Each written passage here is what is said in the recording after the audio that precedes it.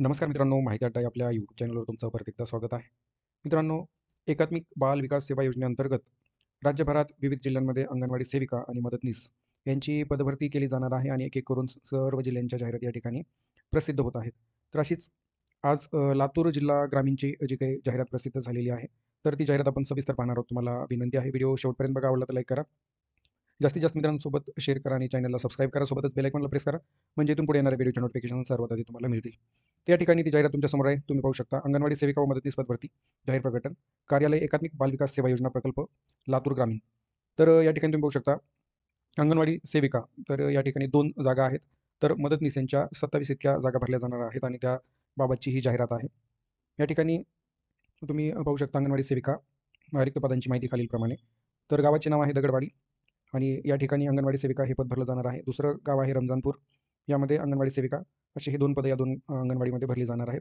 पुढे आता अंगणवाडी मदतनीस रिक्त पदांची जी माहिती आहे ती खालीलप्रमाणे तुम्ही पाहू शकता. गंगापूर या ठिकाणी मदतनीस, आता हे सर्व मदतनीस पदं भरली जाणार आहेत. या ठिकाणी खाली वासनगाव, अंकोली, 12 नंबर पाटी श्यामनगर, सिकंदरपूर, साखरा, मांजरी, हरंगुळ खुर्द, मुरुड अकोला, हरंगुळ बुद्रुक 3 आणि 10. हरंगुळ बुद्रुकमध्येच अंगणवाडी केंद्र 11. तर अशा प्रकारे हरंगुळमध्ये ह्या 3 मदतनीसच्या जागा भरल्या जाणार आहेत.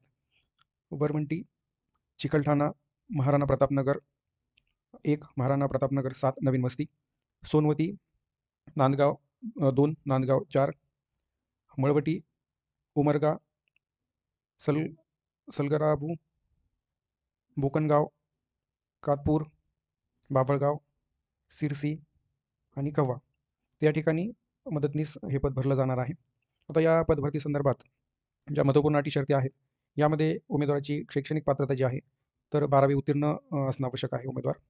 वास्तव्याची अट स्थानिक रहिवासी असणं आवश्यक आहे. वयाच्या अटीबाबतीत या ठिकाणी 18 ते 35 वर्षाच्या दरम्यान वय असणं आवश्यक आहे.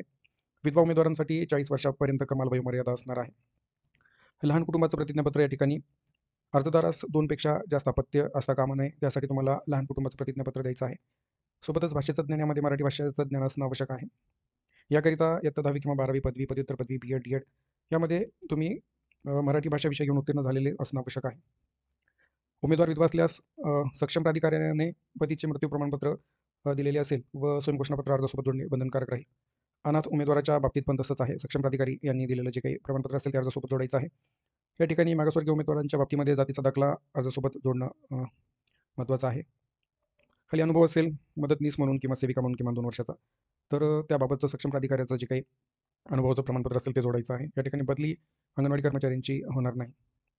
अर्जदाराच्या नावात बदल असेल तर त्या संदर्भाचं जे काही स्वयंघोषणापत्र असेल किंवा काही पुरावा इतर असेल तर आपल्याला अर्जासोबत सादर करायचं आहे. या ठिकाणी एकाच गावात अंगणवाडी सेविका व मदतनीस ही दोन्ही पदे भरवायची असल्यास तर दोन्ही पदासाठी स्वतंत्र अर्ज करावा लागेल. आता खाली जे काही अर्जासोबत जोडायचे प्रमाणपत्र त्याची माहिती दिलेली आहे.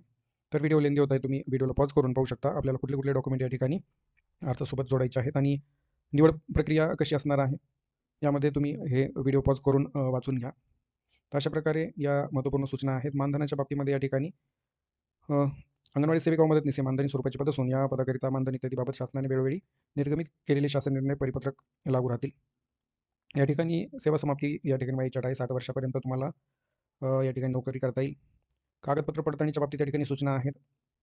अर्जाचा जो कालावधी असणार आहे, या ठिकाणी तुम्हाला ऑफलाईन अर्ज पाठवायचे आहे. दिनांक 11/2/2025 ते दिनांक 25/2/2025 या कालावधीत सकाळी 10 ते सायंकाळी 5 या वेळेत सुट्टीचे दिवस वगळून. आणि यासाठी खाली ॲड्रेस दिलेला आहे, तुम्हाला हे अर्ज कुठं जमा करायचे आहेत. तर अर्ज स्वीकृतीचे ठिकाण व पत्ता एकात्मिक बाल विकास सेवा योजना प्रकल्प लातूर ग्रामीण, तालुका लातूर, जिल्हा लातूर. पत्ता या ठिकाणी पंचायत समिती तळमजला लातूर. तर अशा प्रकारे या ठिकाणी तुम्हाला हे कागदपत्र अर्जासोबत जोडून सादर करायचे आहेत. तर ही जाहिरात आपण पाहिलेली आहे. तुम्हाला या जाहिरातीची जी काही PDF आहे ती आपल्या www.mahitiadda.in या वेबसाईटवर उपलब्ध करून देण्यात येईल. तिथं जाऊन तुम्ही ही जाहिरात डाउनलोड करू शकता आणि याची लिंक मी व्हिडिओच्या डिस्क्रिप्शनला देईल. तिथं जाऊन पण तुम्ही ही जाहिरात डाउनलोड करून पाहू शकता. तसेच इतर जिल्ह्यांच्या ज्या जाहिराती आतापर्यंत प्रसिद्ध झालेल्या आहेत, त्यांच्या पण जाहिराती आपण उपलब्ध करून दिलेल्या आहेत आपल्या वेबसाईटवर.